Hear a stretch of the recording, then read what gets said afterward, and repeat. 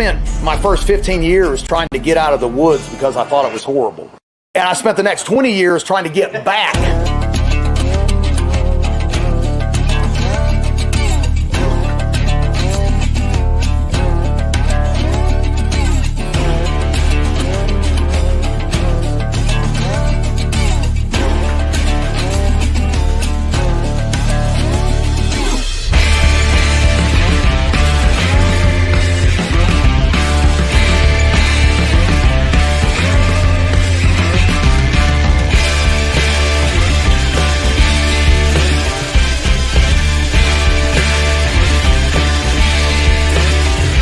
The truth of the matter is we need to be well-rounded individuals like our forefathers were.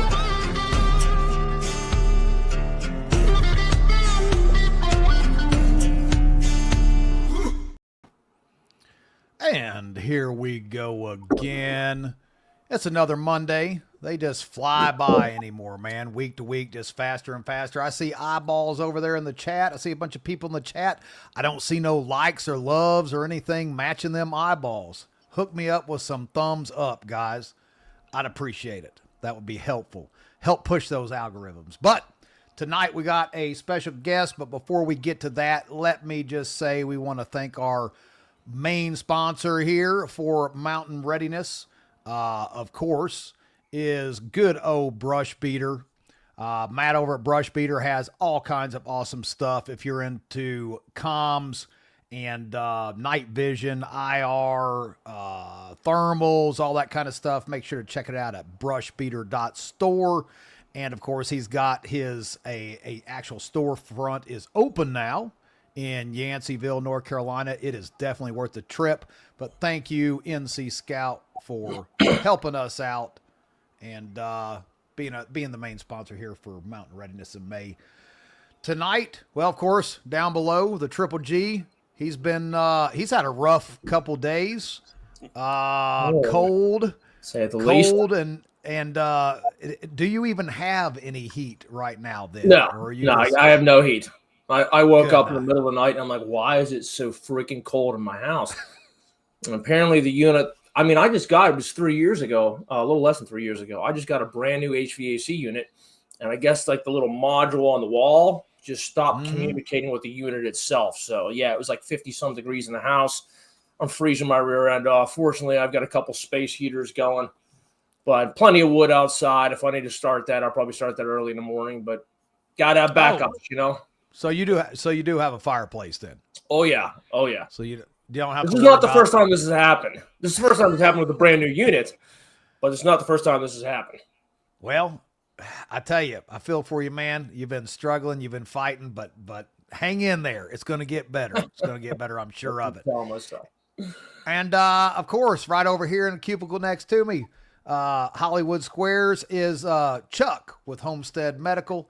Chuck Peoples. Chuck, thanks for jumping on with us tonight, man. What have you been up to?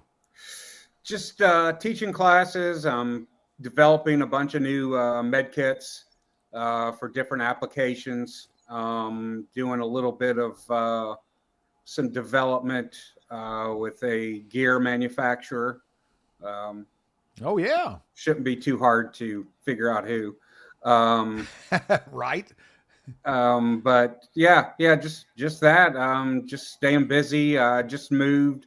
I'm kind of in my unfinished studio, vault room, gun room, whatever, it's going to kind of be a little bit of everything. That's my own little man cave thing. Oh, no, he said the G word. Yeah. He said the G word on live. Oh, my gosh. Right out of the gate. We're using it.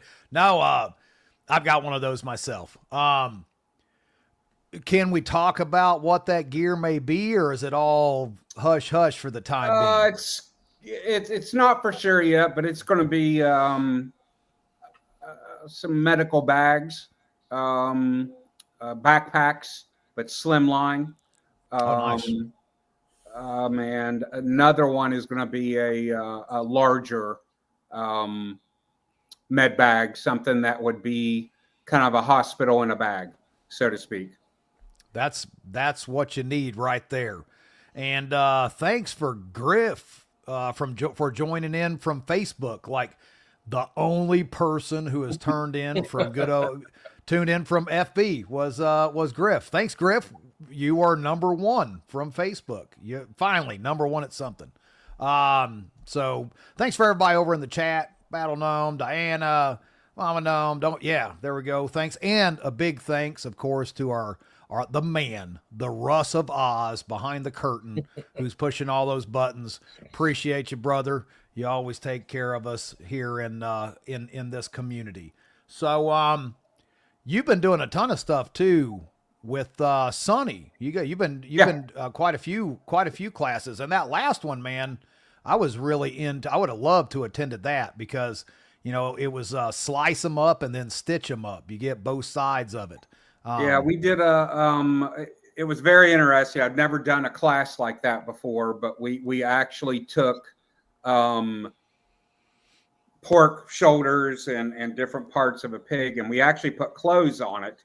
And Sonny did his wizardry, with the blade. And we did everything from literally steak knives to axes, tomahawks, all kinds of different blades, the machete, and just showing how clothes can protect and the different types of wound patterns you'll have, what it can do, and the amount of force. It doesn't take a lot of force, which people don't understand, and what happens when you hit bone and things like that. So it was a little bit of a different type of class. We're going to do more in the future, but it was real interesting. So you kind of get to see the as it happens, what happens, and then how you're going to treat it. Right. Short and long term. Which is huge because in this day and age, who knows what's, and a lot of those lacerations. I mean, I've been in some more car accidents than I care to mention, and that not for many years, but in my younger days, I rolled multiple vehicles. I've, completely totaled, took out sections of brick walls. I mean, it was pretty extensive, and I have received some pretty nasty lacerations all the way to the bone and requiring skin grafts at times and stuff like that. So what was the most detrimental blow for weaponry that you guys were using? Probably serrated blade, a combination. It was a larger blade with serrations. Axes, of course, cause a lot of damage, a lot of tissue damage. And that's about it. A very fine, sharp blade with a quick cut usually is an incision type of laceration. So there's not a lot of damage to your tissue wall within the laceration, but you start getting serrated blades, tears up a lot of tissue inside and on the outside. And axes are just, tomahawks are they just tear things up. I'm a fan. Yeah. I'm a huge fan of the tomahawk. Yeah, so it's interesting to see that as far as edged weapons go. And we also did some penetrating injuries straight in, some, ice picks, so to speak, different things. We even used a ceramic poker stabby thing, which can cause a lot of damage. It's you're more worried about internal damage with that. Right. And those are the most deadly injuries because you can't see. You don't know what's underneath, what's been hit. And then you got to start looking at actually of the wound itself, if you can figure out angles. And then that's where knowing some basic anatomy comes in. What's below that? What's in the direct path of that? Is it an organ we need to be worried about that could be bleeding, that does have blood flow through it? And that's going to kind of give you an idea of what your mode of treatment is going to be and what you need to worry about. So, and for me, I'm going to say hi to everybody just because, and I type slow. Look, guys, like, if you look at me, it's 2 fingers. That's all I can type. This is what happens when you drop out of school, guys. You just have 2 fingers that you type with. What do they call that? Pecking? Chicken pecking? Yes. Something like that? But I will say for 2 fingers, I'm pretty fast. I'm pretty fast for 2 fingers. But, when it comes to medical gear and stuff like that, now knives, I'll take a bullet. I would take a gunshot over a knife wound any day of the week. hands down. And I've actually did get stuck in the shoulder years ago. It hurts really bad. I've never been shot, but the knife thing, it's not fun. And I've seen some pretty nasty knife wounds, and I'm sure you have as well, Chuck. You know, what should you be carrying in your kit for something like that? I mean, what's the go-to? What do you carry? What's in your kit that you just pack around? I carry an everyday medical kit that is basically an IFAC. So I have on my body, I always have a tourniquet. I always have a small IFAC that is within reach. The tourniquet is right here. I literally carry it every single day. It lays on top of my wallet. I don't leave the house without my wallet, so it goes in my pocket. I carry a small EDC medical kit that has a pressure bandage, wound packing gauze, 2 chest seals, and a nasopharyngeal airway and some duct tape, because duct tape fixes everything.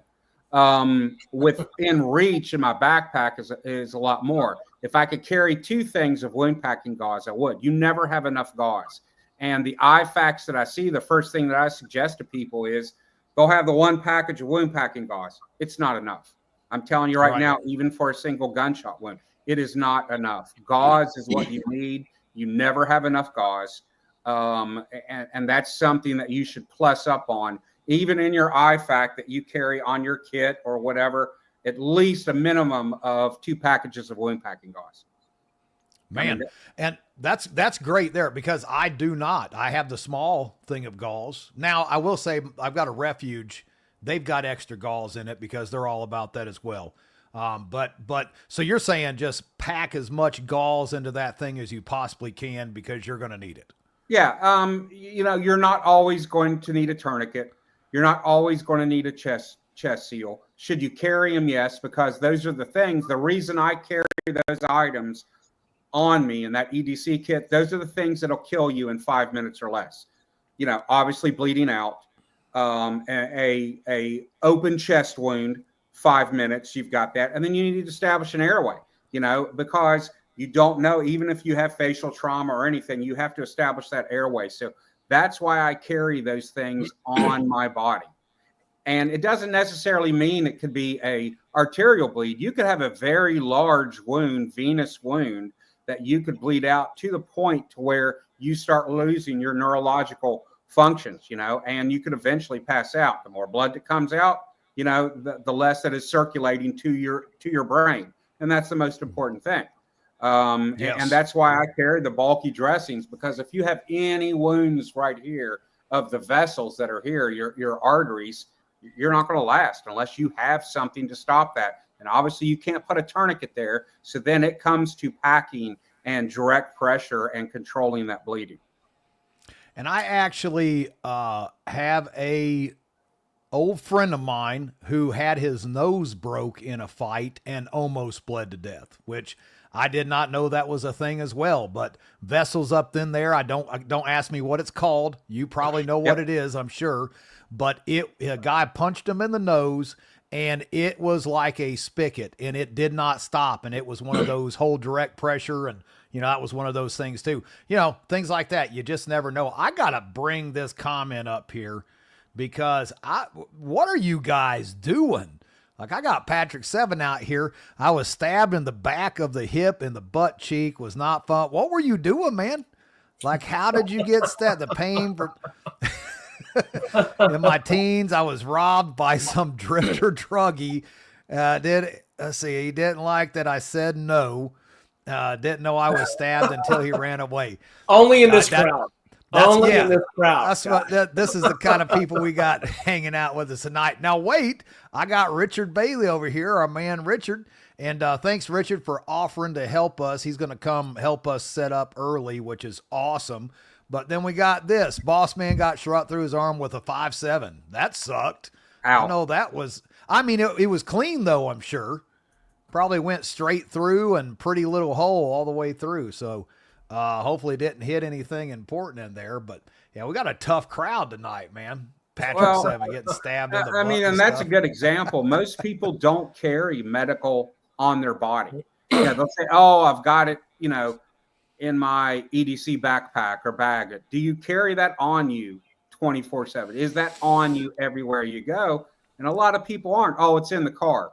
Can you get to the car? Because, let's be honest, you have an arterial bleed, you've got 60 to 90 seconds before you're going to lose consciousness because of loss of blood. And then you're going to be dead. You might as, you're just as good as dead, because then there's nothing to help you.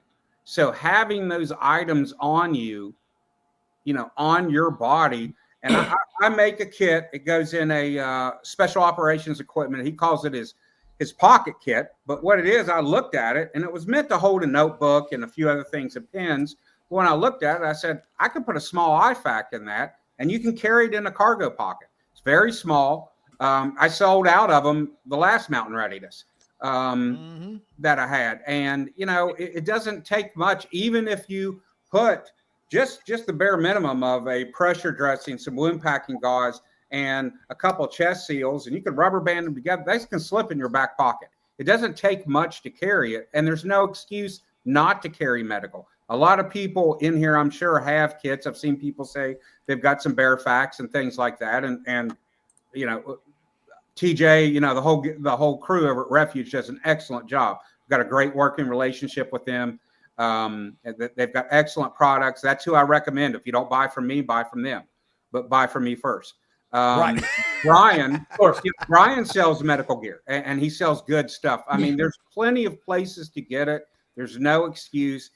And people say, oh, I don't know, tourniquet's $35 now, since they raised their prices. It's going up, man. Yeah, by the end of this month, it's going to be like 38 to 40. Yep. I mean, I'm still selling mine. Hopefully nobody from North American Rescue is watching, but I'm still selling mine for $30. I'm not that popular. Which is below MAP pricing, well below. And they've sent out the warning emails, but I want people to have it. I'm taking the hit, not the customer. But how much is a funeral versus $30? Is your life worth $30? I mean, that's what it comes down to. What's your life worth? What's your family's life worth? You want to sit there and watch your family member bleed out? You want to see them, actually suffocate, from an open chest wound because you don't have something to take care of that. There's no excuse not to carry. Absolutely. No, and I got the live or die bag, man. My man purse there. That's what's in it. If all y'all want to know why T's wearing his man purse, because there's a Glock 43X and mags and my slick kit and a tourniquet and some gloves and a ski mask, whatever else I can find in there. But I know Brian had a question. What you got for us? Well, actually, Chuck, you just answered one of my questions. I was going to ask, what type of TQ, what type of cat do you carry? Said North American Rescue. I carry North American Rescue. I also carry the one I carry on my body every day is a snake staff tourniquet. It's smaller. It's 33% smaller than a cat tourniquet. It is a windlass tourniquet. They actually having the 2.0 is just being released. I'm going to have those to sell, but same price as a cat. The reason I carry it, it's smaller. Have I tested these before I started carrying these? I tested them for a year. Went to classes, threw them to students and said, here, break this.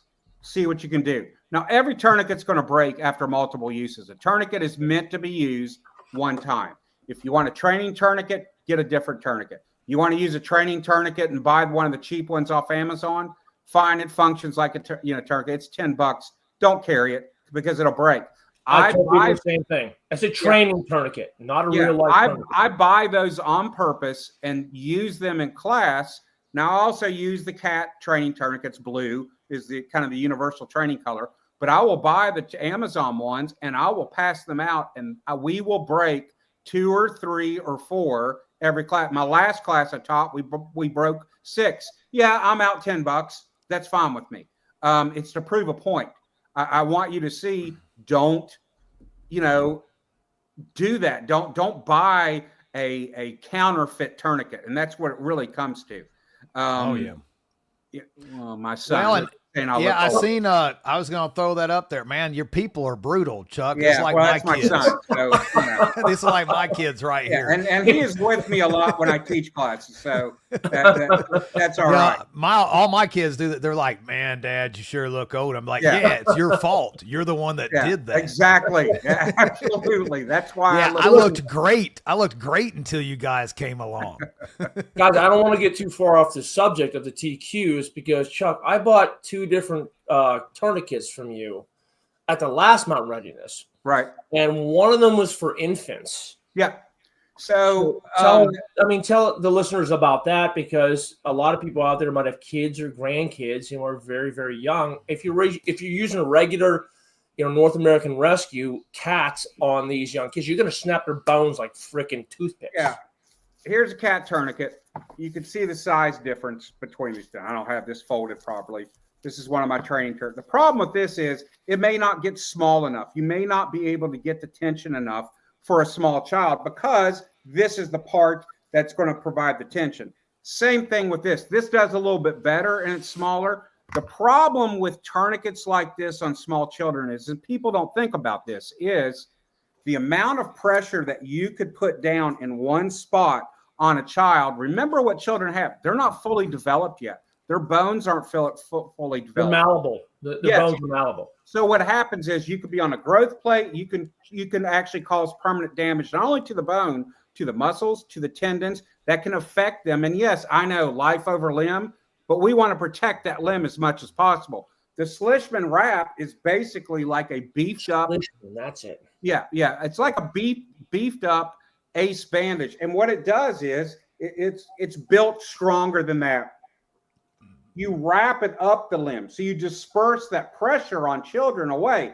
And it's not that hard to stop bleeding on a smaller, on a child, not only an infant, but even up to 8-9 years old. You can do it by just pressing down with your hand, but your hand's not going to accomplish what a tourniquet is. So you disperse that pressure up. And in my classes, in the class I'll be doing at Mountain Readiness, prior to, and then I'll also be doing demonstrations at my booth. I'll be in the class. I signed up for it. Yeah, and we're going to use the Slishman because I'm not going to teach you just adults. All the combat tactical classes, they're for fighting age males. That's what the medicine is developed for. That's what every combat application is developed for, fighting age males. My class, I also incorporate pediatrics. I'm also going to incorporate some of the difference between elderly and things like that because it's not all combat. Yes, this is a tactical trauma class, but by that, it's trauma, which can come from a chainsaw injury, a car accident, whatever it is. So we're going to go into a little bit deeper about it, and you learn a little bit more about those tourniquets. We're going to talk about the difference between a hasty tourniquet and a deliberate tourniquet. We're going to talk about how to do that aftercare because those classes stop like, okay, you put the tourniquet on, you wrap the wound. All right, help will be here in 5 minutes. It's not realistic. No. Let's look at the Unless tornadoes that are happening nowhere, now. right? The flooding there in North Carolina, which they're still recovering from. There's still not health care. You're going to be away from immediate help. You need to know how to treat that patient farther than those initial actions. Yes, you've saved a life. Okay, now what? Now what do we do for 2 hours, 2 days, 2 weeks, 2 months, whatever it is? We're going to go into some of that prolonged care, and you're going to learn more about that. It's going to be a much more elevated than your typical, TCCC class. So my second question, this is playing off of what Richard Bailey actually put up there. You were talking about the gauze, and Richard Bailey mentioned the Quick Clot. Yep. What are your feelings on Quick Clot? Quick Clot is, if you're a fan of it, what brand do you recommend? I obviously recommend the Quick Clot. What the actual Quick Clot is. That's what I've used on patients the most. I have used Celox, the ribbons, and it has worked. But I've got much more experience with Quick Clot. It works good. The thing about it is you can achieve just about the same thing with good regular gauze. Now, wound packing gauze is a little bit tighter weave than like regular roll gauze. But if all you have is roll gauze, do it. It's technique. You can stop bleeding almost as effective. And there's studies out there back and forth who you believe that says Quick clot just gives you a little bit of advantage. Some say it's a lot more advantage. The thing I keep quick clot for are junctional wounds. Those parts where you can't get a tourniquet, were here, down in your pelvic region, and right in here. Those are areas you can't get a tourniquet on. So I save the quick clot for that because it works excellent for that. Now, there are devices for those called junctional tourniquets. They're expensive. I have one. I'll show you what they look like and how to use them in class. But you can also, I'm going to show you how you can kind of make one on your own with some items you're going to have. But wound packing gauze is the key to get that bleeding stopped after placement of a tourniquet. But then again, you may just have a very heavy venous bleed where wound packing is going to be your friend. And it's that technique on how to do it and what to do. It's not just stuff it in there. There is a technique. Okay, and I want to throw this. Question. Oh, go ahead. Sorry, ahead. T. Well, let me say this real quick. Russ there threw it in the private chat. He said not just first aid, but second aid. Correct. And he said, folks, don't get taught that stuff. I agree 100%. Great point. And that's what my business is based on. I mean, to be honest with you, my 2-day class, we do prolonged care. My advanced class, and when I say prolonged care, I'm teaching you wound closure. I'm teaching you wound debridement, actual surgical wound debridement. These are skills that you can learn. It's not rocket science. And people believe, I'm not going to teach you thoracic surgery. I'm not a thoracic surgeon, but these are all things that I've done multiple times I can teach you. In my advanced class, we go into things like, Foley catheters, IVs, different medications, medication dosages. Everybody says, oh, I've got antibiotics. Well, what antibiotics do you have? Antibiotics are used to target certain types of infections. So you need to have a well-rounded, supply of antibiotics and also know what those dosages are. And I know people are going to say, I've got fish mocks. You can get antibiotics. You got to spend a little bit of money, but it's well worth having the real thing. Awesome. Now, go ahead, Brian. Get your next question. I like to talk about some of that antibiotics and exactly. Stuff we should have. We're touching the antibiotics real quick. I partner with 2 different companies, great companies. The first is Jace Medical. Absolutely. ASE. Oh, top notch. Notch. They have really expanded their company and they're expanding even more. I don't want to put out a spoiler alert, but they're going to have some really, really great stuff coming out here this year in 2025. I also work with a company called Duration Health. Now, both of them are great. I'm kind of partial to Jace. I hope nobody from Duration is watching this, but I am partial to Jace. Too late, right here in the comments. Right. Let me pull it. Well, I was actually looking in the comments, T, and I saw Paul Christopher was on here. And Becky, his wife is a first responder. Paul is also a first responder. And Becky came over to me at Georgia Bushcraft in early November of 2024. And she said, I've been told to come over and have a look at your leg. Long story short, my first night at Georgia Bushcraft, it was pitch black out. I was setting up the tent, and I happened to step in a giant's red ant hill. I didn't realize it at the time. I'm talking to the guy who was camping next to me, and all of a sudden I feel all these pinches on my ankle over and over and over again. I'm like, what the hell is going on here? And then we look down, and I'm like, oh, shit, I'm standing in the middle of a red ant hill, fire ant hill, same difference. So over the course of the weekend, it got worse and worse and worse. My ankle swelled up to almost 2 times the size. Yeah. And while I was packing up to leave, Paul's wife, Becky, came over. She said, I want to look at this. And I yanked up my my pant leg, and her eyes went like this. I'm like, oh, that's not good. And she said, you need antibiotics right now. Fortunately, I had some of the Duration Health stuff in my vehicle, so I started pounding amoxicillin right off the bat. And it did me a lot of good because I've got like a day and a half to drive home as far as hauling the trailer, spending the night somewhere, and yada, yada, yada. And as soon as we came home, we didn't even come to the house. We went right to, Med Express, and they gave me an extra antibiotic for it. But it was like, thank God I got some in me, as soon as humanly possible. And it really saved me from having a very serious situation. So that's my number one. My number two was the Celox you mentioned. Mm-hmm. So with Celox, and I've looked at this because I have a shellfish allergy. I'm allergic to all the good stuff, crab, lobster, shrimp. I can eat scallops. I can eat calamari, stuff like that. But I have actually talked to a rep over there with Celox, and he said, listen, I cannot tell you, yeah, it's good to go. Yeah, it is or it isn't, one or the other. He said, I would caution against it. Yeah. What do you know about that, Chuck? Well, so when Quick Clot first came out, it was actually made from seashell crustaceans. So they took certain chemicals from that, and that's what they did. There were a couple problems with that. Number one, the chemical reaction, if you remember the powder, when they first had the powder, this is before the actual gauze, it was powder. You'd pour it in a wound, do that. Huge problems with that. Surgeons hated it because then it became a debridement problem. The other thing is where it was being used primarily was the first Gulf War. Well, if you've ever been in a desert, you know there's wind. The problem is a soldier gets, you try to dump something that's powdery subject, it blows all out. The third problem with it was it does an exothermal reaction within the blood. So it heats up. And that's how it's almost kind of cauterizing. The problem with that, inside the wound, it was causing second and even third degree burns.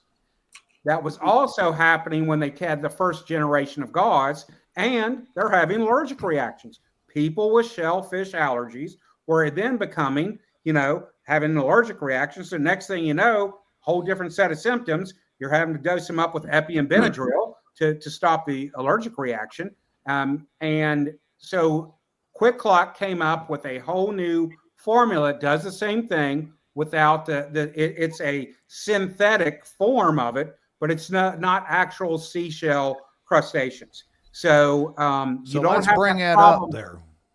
So FIB Mike over there is saying the quick call. Yeah. So they've changed that. So the old combat gauze is don't use those. The combat gauze that is currently produced, they don't even make the powder anymore because of the issues, is in a gauze form. And the generation of it now does not cause the allergic reaction for shellfish allergies. Celex and some of the other manufacturers do that. They still do. So you've got to be very careful where some of it may be cheaper in cost. Understand when you treat a patient that is not in your immediate group, and that's the thing, in your immediate group, you should know their whole medical history, allergies, medications, prior medical problems, and you should have that documented. In teams that I work with, everybody on the team has a thumb drive. On that thumb drive, and I have copies of it, is their whole medical history, everything up to a point. So I could take that thumb drive, and if we transport them anywhere, hospital, anything, if they're unconscious, here's everything, including emergency contacts, current medications, the whole thing. So you should have that information and have written form of it. I keep cards on everybody. On my kit, if I'm working with a team, on my kit is actual medical info cards that I have with everybody. So I know without a doubt, because you can't remember all that stuff. And I remember who's got the allergies, who is allergic to this, that, whatever may be. So I'm prepared for that because your medical kit changes every time you go out. It's mission dependent. What are you doing? Are you going out to, use your chainsaw? Are you going camping? You going on a road trip? You're going to the beach? Well, if you live in an area that's, say, a woods area or Appalachian area, and you're going to a beach, whole different set of problems that could arise that you may not usually carry in your medical kit. So it changes. It's just like anything else. So you need to be aware of that, and you need to do some pre-planning, your medical intelligence for anything that you do. I actually had a real life situation whenever that happened. T, you were there for it. Last June, 10 months ago now, when we were at Blade Show, remember the last day we were packing up? Yeah. And, we were, all the vendors were packing up, all the visitors had left. We're all packing up, and my phone rings, and it's my girlfriend, and she's freaking out. She's here at home, and she does all sorts of, she's a horticulturalist for the state of Pennsylvania, like the only certified horticulturalist in southwestern PA. And she was working with a plant that was very poisonous. And the night before, we had very heavy rains, apparently. Of course, I was in Atlanta. She was here in Pittsburgh, PA. And she was working the dirt. Well, the roots from that plant became saturated and it spilled off into the dirt. She was not wearing gloves. It seeped into her hands. She'd run over the neighbors. She's freaking out because her heart rate just shot up. Blood pressure shot up. And, you know, I'm sure T remembers me, like, you know, walking away on the cell phone. And I got a call from her. She wasn't making sense. She was over the neighbors. Finally, I got a call from the neighbor's kid. And I'm like, what is going on over there? And he told me the situation. I said, okay, call 911. She's probably going to say, I don't want to go because it's an expense. I said, make sure she goes. Also, I keep the notes on my cell phone for her, and she does have some allergies. And I said, listen, I need you to tell these paramedics that she does have an allergy to amoxicillin. She cannot have amoxicillin. So all that stuff is very important. And thank God I had enough charge on my phone, you know, because, hey, it's great whenever you have it on your phone, but if you have no charge of your phone, what's the point? Yeah. I'll tell you something else I found out about antibiotics, which I have not been on antibiotics for years. I mean, umpteen years it's been since I've had to use antibiotics. And here, what was it, a month and a half ago, it was right there at the Alan K class that we did. Great class. Had a little throat thing. All of a sudden, my ear just plugged shut. Weird stuff going on. Alan, the same thing. There was something going around. Who knows what was dropped on us from the sky above. But ended up, I just, you know, it's clogged up. It's fine. It's fine. It finally turns into an ear infection, which haven't had one of those since I was a kid. And went in. They said, oh, yeah, inner ear infection. And here is amoxicillin. Took it for 7 days. Didn't do nothing. You know, so I ended up going back two more times, a total of 3 times before they finally got the correct penicillin. And you know, a lot of the stuff is our bodies, if I'm not mistaken, Chuck, they build up tolerances to this type of stuff, right? So, you know, years ago, and I'm sure there's plenty of people in the chat that remember, you know, 70s, 80s, you were given penicillin. And then all of a sudden, penicillin kind of went away and all these other antibiotics came. Now, people were trying to say, oh, it's allergies and a lot of people are allergic to it. No, it was prescribed so much, we built up an immunity to it in our bodies. So they were having to use a different strain, a different type of antibiotic to attack the, you know, to attack the bacteria. So the problem is, now you're starting to see penicillin given again. And yes, people have allergies. People are hypersensitive to certain medications. In the late 80s and through the 90s and early 2000s, antibiotics were overprescribed. And people get the sniffles. Oh, I got to take an antibiotic. The problem is you're taking something that's not even an antibiotic is going to work on. You might as well be taking a placebo, but your body still builds up that tolerance. So right. If you notice now, a lot of times you go to a healthcare provider, they're not prescribing antibiotics like they used to, and they're not recommending it because people have built up such a tolerance for it. Well, now correct me if I'm wrong too, Chuck. You know, we have a lot of antibiotics that we are ingesting through food as well. Correct. So that's also adding to that antibiotic, which the poultry, I think they just lifted that. If I'm not mistaken. They did. I mean, there's so many antibiotics in commercial beef, pork, chicken, and everything that they're giving this. And that's why, you know, you'll notice when you get meat, obviously, and I'm sure there's several people in here that do, when you get actual farm-raised, grass-fed beef, chicken, pork that, you know, is not on the commercial side, you're going, man, my steak looks different from what I'm picking up at the sure does taste different. Or it tastes different, and my pork looks different, and the chicken looks different, and it cooks differently. You know, when I'm cooking, there's a reason, because there are antibiotics in there, and you know, that affects the meat. So so you can see through the taste of food we ingest. Imagine what it does to your body. It's Yep. kind of the same thing. So, don't take an antibiotic unless you absolutely need it. And if you don't understand and you've got your antibiotics and you're going, oh, I've got a cold, or, there is a whatever version of the sniffles going around, or, some virus and stuff, that's not necessarily means you're going to take an antibiotic or it's even going to work. And also the right antibiotic for the right bacteria, what it's targeting, what you would take for a ear, nose, or throat type of infection, is going to be something like amoxicillin. But what if you have some sort of skin infection? Whole different antibiotic, whole different thing that it's targeting. So you need to have a little bit of education on that. And then it also goes to your dosages. People aren't sure. Oh, do I take 1 or 2 pills? Or, oh, I don't know, I'll take 3. Maybe that's what I'm supposed to. Well, you could actually make yourself pretty sick.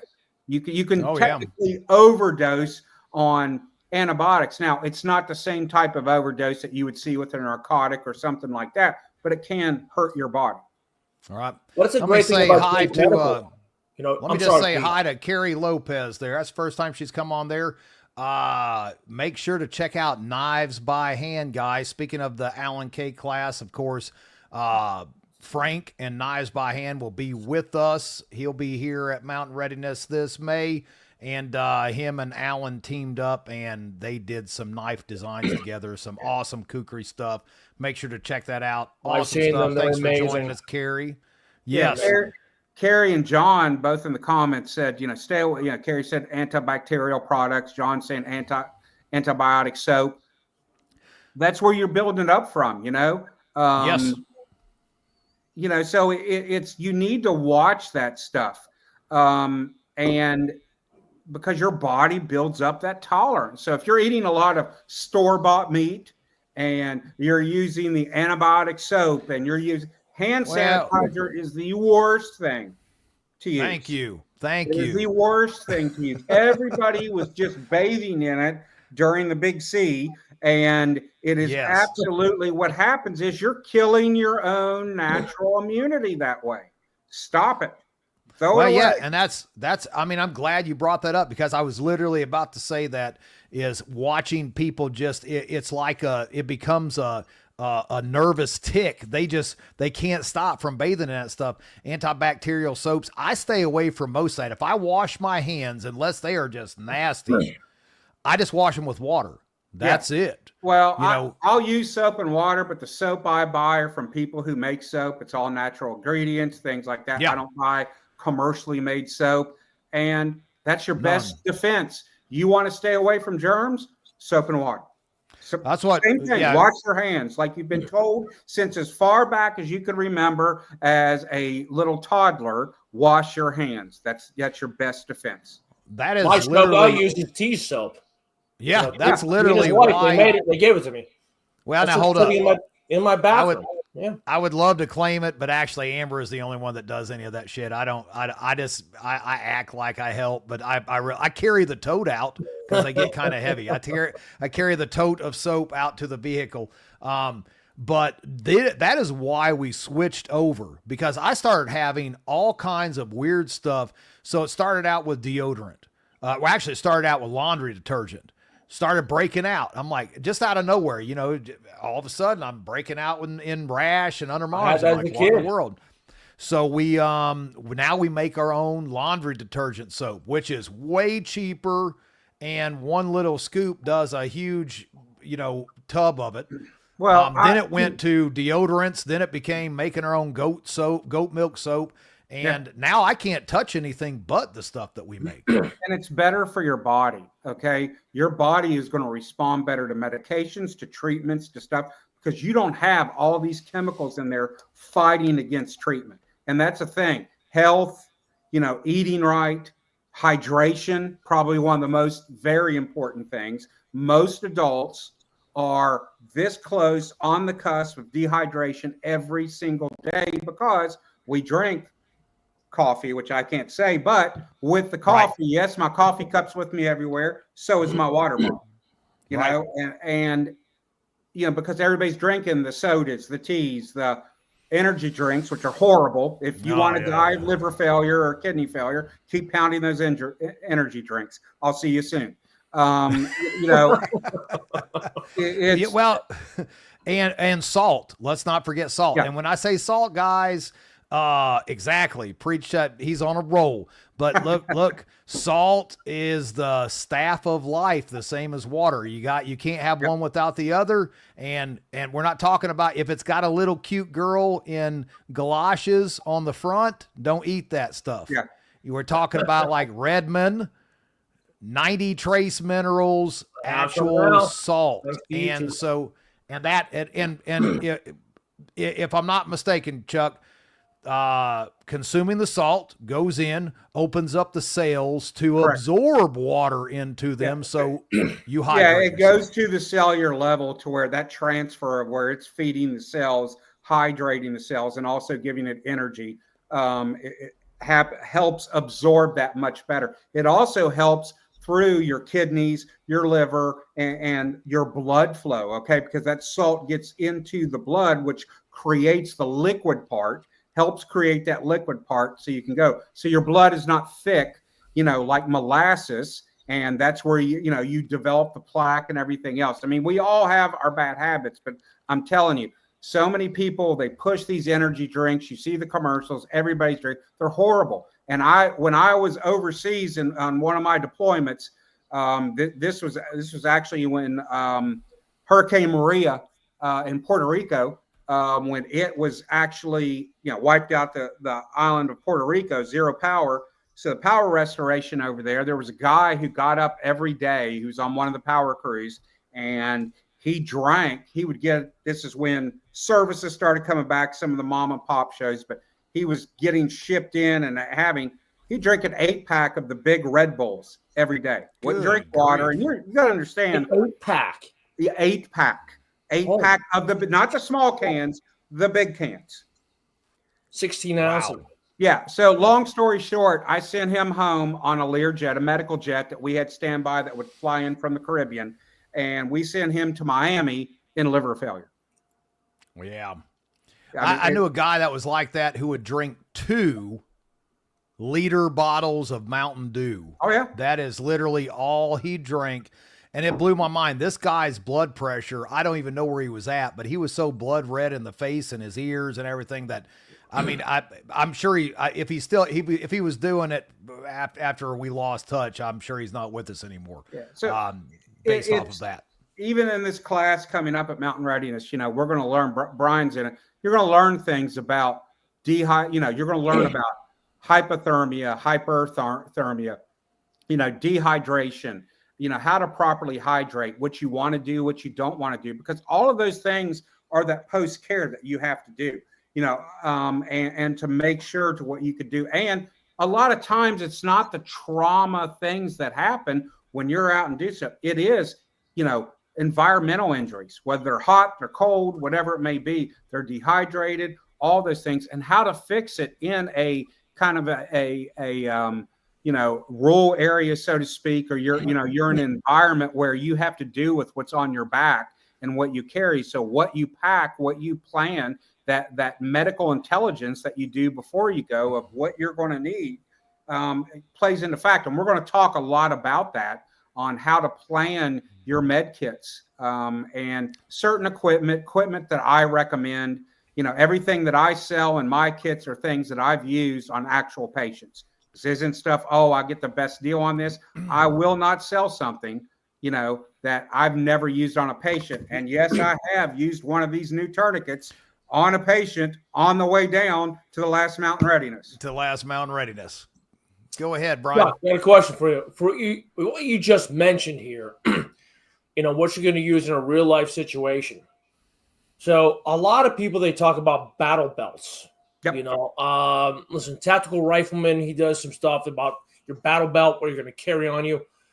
Do you have something for your classes? Maybe not at Mountain Readiness, but something you could advise people on? Yep. Of what they want to carry on their battle belts. And I would imagine that a lot of this stuff is probably going to take place in your class a few days before the event starts. Correct. And it is. I'm going to go over first line, second line, third line gear, those type of things, what you're going to have in your sustainment gear, what you're going to carry, and the type of kit that you're carrying. Are you carrying web gear? Are you carrying, an overt carrier? Are you carrying a plate carrier? Are you doing a combination, battle belt and that? Do you have an LBV vest? All those things. We're going to go through that and what equipment to have and what you can do. And, it may surprise you of things that you may not have thought of that you're going to use, that I promise you're going to use, and we're going to even go over what equipment, what things to stock up on. It's not just for the tactical trauma stuff. When we go over equipment, everybody here is prepper or planner, whatever, homesteading, whatever it is. We're going to go over that equipment to have that you want to stock up on, where you can get it, how you can get it. And like I said, if you don't buy from me, I'm going to tell you where to go, to Brian, to Refuge, to whoever, because I know what they sell. Just not to Temu. No Temu. Yeah. Stay away from just don't go to Temu. You're guaranteed to die if you buy something. Amazon has so many counterfeit products on it. It's not even fun. And it looks just like the real things, the real North American rescue stuff, even the packaging. And it's very easy to be fooled and real quick. And you'll see them say cat tourniquet.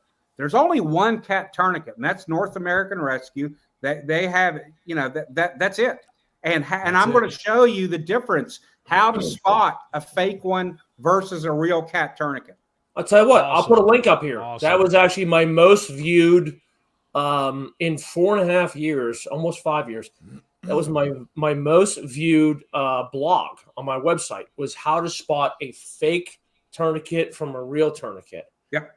So Awesome. Where do I want to put the link up at? Russ, you want to send it to you? That's the Russ of Oz. Now before I go into what is going on at Mountain Readiness, I'm going to bring this up, bro. My man, so much for the office being safe. I don't even know how that happens. We're going to have to talk about this story sometime, man, over a drink or something. But so look here, guys, we've got a few things going on at, first, apologies on the website. We have been doing some revamping. It looks better, but there's some glitches and stuff. A lot of you have reached out to me and they're like, hey, I can't find this. This is weird. I appreciate you. We're working on it. It was not the greatest time, but it was necessary. So we're going to try to clean this up really good after May Mountain Readiness is over. So bear with us. But here's what we got going on, guys. If you look under the menu up there, the 3 lines in the upper right corner under May event, you're going to see courses is number 1. All right. If you click courses, that is those paid classes like Chuck's, Tactical Rifleman, Jack's Janega, and all this stuff that if you want to deep dive into some hands-on, really good classes, that's where you go. And so Chuck on Thursday, guys, Thursday from 8 to 4, 9 to 5, probably 9 to 5 because most people don't like getting up early when they're on vacation. But, one or the other, that class is, you still have, quite a few spots left for people to sign up. Look, guys, this stuff, if I wasn't cleaning toilets and setting tents up, I would be taking this class. Hands down, for sure, I would be taking this class. And I've discounted the price, what my normal price is for this class, quite a bit. Yes. Just because I want people to get the training. I understand money is always, a tight issue and things like that. But, if you're going to invest in yourself, I promise you, yes, take all the tactical shooting classes and all of that. Take all those things, but here's something. You may never use that firearm. Always have it, carry it, train with it. Absolutely, I do. But I promise you, at some point, 100% guaranteed, you will use medical. Yes. Whether it be something big, something small, whether it be on yourself or you provide buddy aid, aid to somebody else, a family member, or you just happen upon a car, but you will use medical. And you're most likely to use it more than once. And it's in the 90 percentile for more than once. But it's 100% you will use it at some point. And possibly on yourself. Yes, absolutely. So, and I possibly. signed up for your class before any other class. I'm signed up. Of course, I'm a vendor and I'm a sponsor. I'm a vendor every year at Mountain Readiness. But, I signed up for my first class actually with a tactical rifleman. But before I signed up with him, I signed up with you because, I've conversed with you over the last year and a half or so. And, before you pick up a firearm, know how to protect yourself should the firearm operations go sideways, Yep. Well, just remember that little pew-pew thing, you may be sending some out, but there's a good chance some are going to be coming towards you too. Yeah. I mean, shooting at targets is one thing, but they're not shooting back. Exactly. Well, and my class is not classroom. We're sitting static, everything. This is hands-on. You're going to be doing everything hands-on, and it's going to be a stress-induced environment because when you're going to do this, your adrenaline's up here, just like anything else. So I want you to perform at your optimal. You're used to performing in that stressful environment that you can do it because your first thing that happens when your adrenaline goes up, tactile function goes away real quick. So it needs to be muscle memory, and that's what we're going to install. And this is just like anything else, this is a skill that can easily be lost if not practiced. So this is something you need to train on regularly. Oh, absolutely. Absolutely.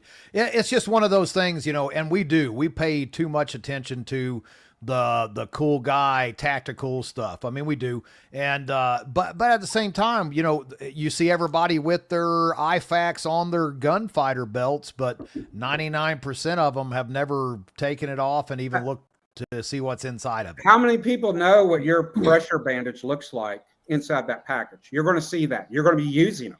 The wound packing gauze, so you can see the difference in the weave, the chest seal, all those things. And then I'm going to tell you about things in the class on how to take care of that equipment.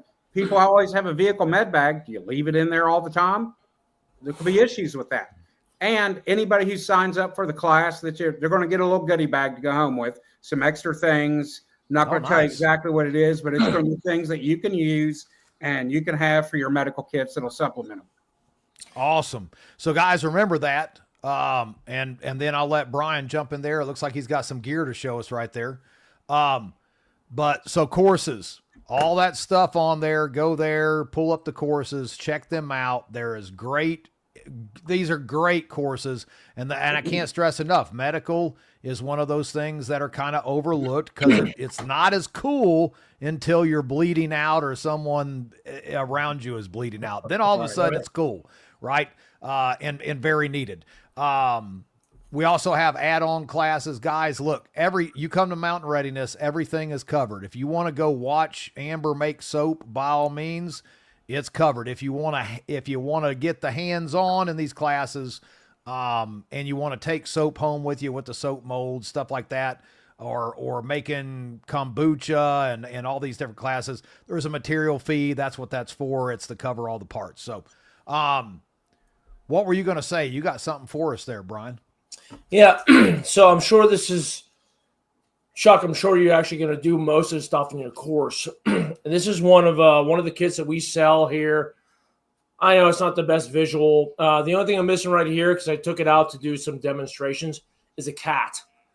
You can find it on our website. It's called the IFAK. Let's see the exact name. IFAK Belt Kit. So basically, I tried to design this thing, and it fits right onto your belt, your battle belt, your regular belt. It has a cat. It's got an ARS needle. It has all the stuff that you need, extreme combat stuff. You have a compact double hyphen chest seal. How many chest seals is there? Is there two? Yeah, it's your double. Oh, yeah. Nice. Your entry wound, exit wound. Always carry two. Always got to have two. And we were talking about earlier, Chuck, the Celox, the granules for gunshot wounds, your basic Mylar emergency space blankets, pair of shears, and your nose hose in here with some lubricants. And we also put a Sharpie in here. So, for the TQ, you can write down, what time you put that TQ on. And that was actually, so we're down at Georgia Bushcraft every year in the fall, and we put up one of these kits, for a giveaway. And, these guys were smart enough to say, hey, listen, this is adult only, not kids, it's adult only. And actually a really good friend of mine got it, Jesse Voyers. He's actually here. Look, he just posted something. There he is. One of Georgia Bushcraft, yeah. I was so glad he got it. I've known the guy for a couple of years. He's a really, really great guy. And I had 3 people come up to me within 5 minutes after they did the giveaway for the IFAC belt kit. I said, listen, I put in for it. I didn't get it. I want to purchase it from you right now. I'm like, okay, sounds good. So, yeah, it's full trauma stuff. Chuck, I'm sure you could add to it. You could probably make a better one. I would love to get No, those are the basics. Depends on what you want to plus up for. And again, what is mission dependent. I sell IFAC fill kits. All of my kits actually fit all of special operations equipment, bags, all their medical line. I have a fill kit for every single one, but it'll obviously work on any bag. I do have, and I will have some of the SOE. I'm probably the only one that's allowed to sell SOE equipment, their actual bags and line of gear outside of SOE, but I will have their IFAC, belt-mounted IFACs and filled to sell. A little bit more expensive, but get what you can afford. Something is better than nothing.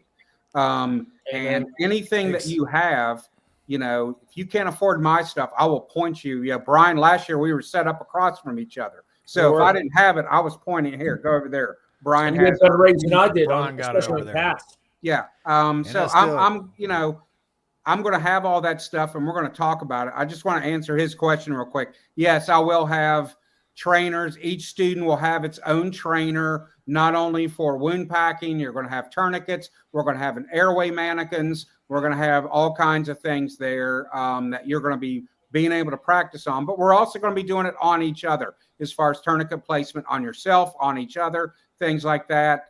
Patient packaging. We're going to go through a whole gamut of things. I was hoping to have, I was going to have an assistant there. My girlfriend, she's an RN. I was going to try to get her there, but she has to work that weekend. So I was going to make her a patient just because it's easy. She's real small and tiny. So we'll have to find, a good 300-pounder so we can tote around as a patient so we can make it real life. Well, I could use a good break. I'll come see y'all, in between setting up those. You'll just have to lay there, T. It'll be easy. Take a nap. That's what I'm saying. I mean, I'm a little light, 260. So Perfect. that should be perfect. By the time we catch you up and everything, it'll be close to 3. We'll be good to go. That's what I'm saying. I have Alan come over there with his kukri, do a couple of chop wounds for everybody to play with. It'll be a good time. So. Where can everyone find you? Of course, I know Russ, if you could throw that up one more time, Russ, for Homestead Medical, here you guys go. Russ does these cool little, scan things, scan that and, QR code. It's homesteadmedical.us. All my bags, equipment, all the kits I sell are on there along with the classes and along with the link to sign up for the class prior to the conference on Thursday. So that's all right there. And any questions, you can contact me. My contact information is on the website. I'll be, happy to answer any questions. And, whoever you get from, if you have questions about equipment, get it. I wholly support Brian's stuff. Brian and I are friends. We point people to each other's directions. And really Mountain Readiness has become one of the premier conferences, I think, and gatherings for prepping, homesteading, tactical use. You've got something for everything. And, I'm really excited to come back and really looking forward to teaching this class. No, for sure. I really appreciate you coming back too, Chuck, because I love it, man. Of course, it's stressful all the way up to it, but as soon as 9 a.m. on Friday comes, man, I'm a happy person. Everything just starts. Everybody's having a good time, smiling, learning, fellowshipping. We've got a lot of after hours stuff going on. We've got Anthony Bonnet from Texas coming. He's going to be singing Saturday night. One other thing, guys, I'm going to try to get it squared away on the website. Billy Bond with Permapastures Farm. We've got a benefit, like kind of a buffet dinner thing. It's $50 a person. If you can contribute and you get some good grub, Chef Shane will be with the Creaker Tree, will be cooking it up. It's going to be like a Levant grazing table, some drinks, and all those profits will go to the Living Soil Foundation, which Billy, being in the permaculture gig and living in Spruce Pine, where all this bad stuff happened, the dirt's still toxic, all the stuff that washed all over everybody's in their homes, in the soil. He's trying to rejuvenate all that. He's using permaculture to do it, and it's ridiculously expensive. Of course, the government is not doing anything really to help. Nobody's seeing any funding really, even with the current administration. So if you can help, have a good meal, all that will go to the Living Soil Foundation. We appreciate it. I know Billy would appreciate it. And of course, all the people here in North Carolina will definitely appreciate it. I was just driving down I-40 last weekend. There's still people living in tents right off the main interstate there. They're all over the place. It's insane. So, and if you don't want the dinner, that's fine. Go to the Living Soil Foundation. It's the nonprofit is on our website, or you can go to permapasturesfarm.com and you can give directly to Billy. If you could go either direction, but if you can give anything, we appreciate it. Also, make sure one of our own, Donnie Dunn, he has had some a spinal fusion in his neck. He's having some complications. He's out of work. I know Chris Weatherman, Angery American, of course, all you guys know him, has put up a GoFundMe for Donnie. And any help is needed. Any help is welcome. He's not one to ask for stuff, but he's having a rough time. And, that's what this is about, guys. It's about community coming together and helping each other out. So that's all I've got. Brian, what do you want to lead us out with, man? I'm going to back up here 1 minute. So you were mentioning the dinner, but you didn't say what date the dinner was. That's on Saturday. Yeah. So Saturday night. So Saturday night, we're going to have like a kind of a buffet, and that'll probably start around 7:00. Then at about 8:30-ish, we've got a live stage. If you guys have been to Mountain Readiness, there is a basketball court that at the end of it, we have Casey with the campground owner has built a stage there. So there is a bar right there. There's lighting. There's a dance floor. There's a stage. We'll have the food. It's pretty awesome. It's going to be a good time. Going to be a great time, in fact. So that's all happening Saturday night. Friday night, guys. So we got Thursday. We got awesome classes with Chuck. Friday night, we have the night vision demo. So we will have 2 trucks there fitted with IR. You can throw nods on, thermal. You can throw a $10,000 set of dual tubes on. That's just expensive. But it doesn't cost you anything. It doesn't cost you anything. Yeah, I know, but it will afterwards. It will. But guys, I'm going to tell you, I've been playing with this stuff for a while. I will have a thermal, man. That is a game changer. Yeah. Just being a homesteader, I don't care what it is. Like this thing, the technology is just unreal, man. And having livestock and things like that. Well, I'm on 40 acres, butted up to 67,000 acres of game land. Like there's all kinds of stuff critters running out here trying to eat all my chickens. So that's how that's actually how I'm selling it to Amber. I'm like, I need that thermal to save your chickens. Well, of course you do. But hey, lead us out of here, Brian. All right, guys. So we've had a great conversation tonight. We really have. Top of the line here, Chuck from Homestead Medical. And I'm not just saying that because I know the guy. I know a lot of people who do medical stuff, but Chuck actually knows his shit. He does. He knows his shit. This is going to be my first one-on-one class. I shouldn't say one-on-one. It's going to be my first class with Chuck. As Chuck and I have said throughout the podcast tonight, he sends people to me. I send people to him. But I know this guy actually knows his stuff. Without divulging too much, Chuck is actually contracted with me to do some very interesting things with a very private contractor, because Chuck is number one in the game. He is number one in the game. Listen, you guys will never know about it. You'll never know about it. We cannot divulge it, but Chuck is our guy. He's our lead instructor for this trauma medical stuff. So, Chuck, I'm actually really looking forward to your course. You know, myself and my old lady, young lady, we're going to be taking your course. We're very much looking forward to it. Again, before we get into any firearms training whatsoever, we have to have medical training. That is number one. They go hand in hand. Awesome. And what you got to run us out of here with, Chuck? Some closing words. I noticed some people in the comments talking about ages, kids and everything, start them training young. There's no age limit, my kid. I've literally had 6-year-olds take my courses and everything up. So if you've got a child that you want to take the course, things like that, absolutely. I'm not going to promise my mouth is going to be perfect all the times. There may be some language slip out. So if you're okay with that, they're fine. And, kids can do this course very well, and you'd be surprised. And just remember, you may be out on your property and you may get injured, and the only one there to help you or save you is that child. So the more you teach them, my 8-year-old grandson could put on a tourniquet better than most adults, and has that training. So I think it's imperative. Absolutely. Somebody mentioned it earlier in the comments. Start them young. Absolutely. Awesome. Well, guys, we're at the top of the hour. As always, Brian, appreciate you, brother. Chuck, the same with you. It's always a good conversation, a learning experience. Remember, Chuck will be there Thursday, May the 1st. Yes, yeah, 1st. May the 1st. Check those out under courses, get signed up. And I'll leave you with this, guys. If you're rolling one without the other, you're setting yourself up for failure.